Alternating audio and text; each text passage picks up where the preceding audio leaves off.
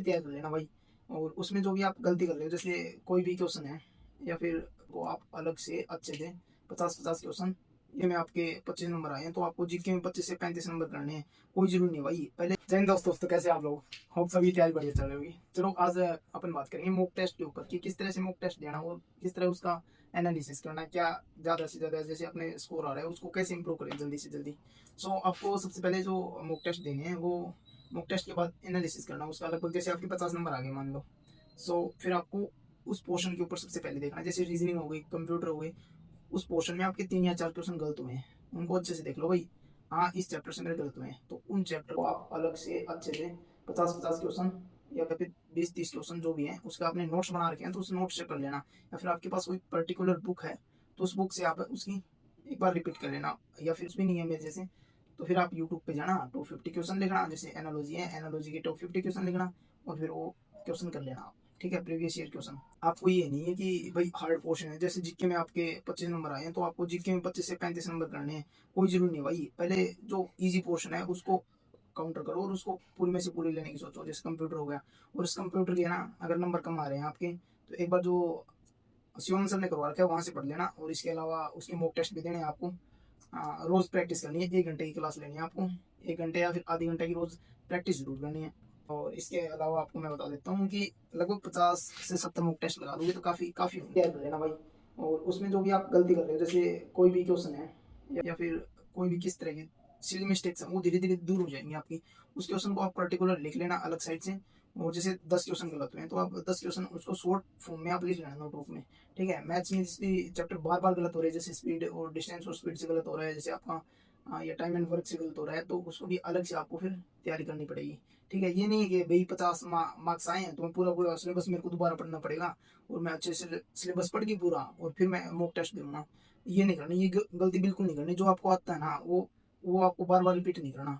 ठीक है, इससे क्या होगा, आपका टाइम खराब होगा। और फिर जो इंटरेस्ट स्टार्टिंग में रहता है ना, जैसे अपन सबसे पहले हिस्ट्री पढ़ते हैं, हिस्ट्री को तो काफ़ी अच्छे से पढ़ लेते हैं, पर पॉलिटिकल साइंस पढ़ने जाते हैं फिर धीरे धीरे अपना लो हो जाता है। जो पोर्शन गलत हो रहा है बार बार गलत हो, जैसे लास्ट के 3 मॉक टेस्ट देखना, इस चैप्टर से बार बार गलत हो रहे हैं तो उस चैप्टर को आप अलग से बार बार उसके रिविजन करते रहना जिससे आपके आगे से गलत ना हो। और एक आपके पास भले ही किसी चीज़ की नोट्स ना हो, बट नोट्स ये चैप्टर्स जो हैं इंपॉर्टेंट टॉपिक्स हैं, जैसे जनगणना है उसके जितने डीप हो सके उतना पढ़ो और उसके नोट्स बना लो भाई अलग से। ठीक है, इसके डीप क्वेश्चन आते हैं रियल में काफ़ी।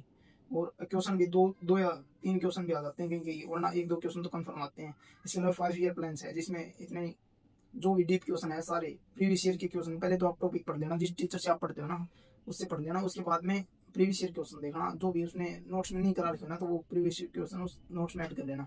ठीक है, और इसके अलावा जैसे नदियाँ हो गई, इसमें पढ़ लेना, वो जो प्रीवियस ईयर में नहीं है। प्रीवियस ईयर पेपर दोगे आप या फिर प्रीवियस ईयर क्वेश्चन लगाओगे तो उसमें से जो भी आपको नया दिखे तो अपने नोट्स में ऐड कर लेना। और लगभग 15 टॉपिक्स हैं या 15-20 टॉपिक्स हैं, उसमें से 20 से 25 क्वेश्चन आराम से आ जाते हैं। ठीक है, इसके अलावा आप जो कंप्यूटर की रोज क्लास लेनी है भाई। लगभग अगर आपका स्कोर आ रहा है 9 से 10 तो कोई जरूरी नहीं है, पर अगर नंबर आ रहे हैं आपके 6-7 तो आपको रोज प्रैक्टिस क्लास लेनी उसकी जरूरी है। और स्टैटिक जीके को ट्रिक से याद करना है, कोशिश करना आप ट्रिक, है ना, कि आसपास जो भी चीज़ें रिलेटेड है ना उससे कनेक्ट करके फिर याद करना आप।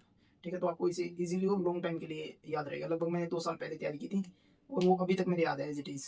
जो बुक्स मैंने याद की थी, जो मैंने लोक नृत्य और जो भी है ना फोक डांस और अपना वाद्य यंत्र जो भी है ये सब मैंने ट्रिक से याद किए थे और मेरे को आज भी याद है।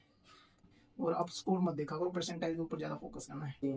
तो आप लास्ट के 2 या 3 मॉक टेस्ट में देख लेना कि हाँ कौन से मेरे कट रहे हैं। हाँ एनालॉजी से कट रहे हैं, 2 मार्क्स कट रहे हैं यहाँ से। फिर एक काम करना, उस चैप्टर को लिख लेना और उस चैप्टर के टॉप 50 क्वेश्चन जाके यूट्यूब पे लगा के देख लेना एक बार।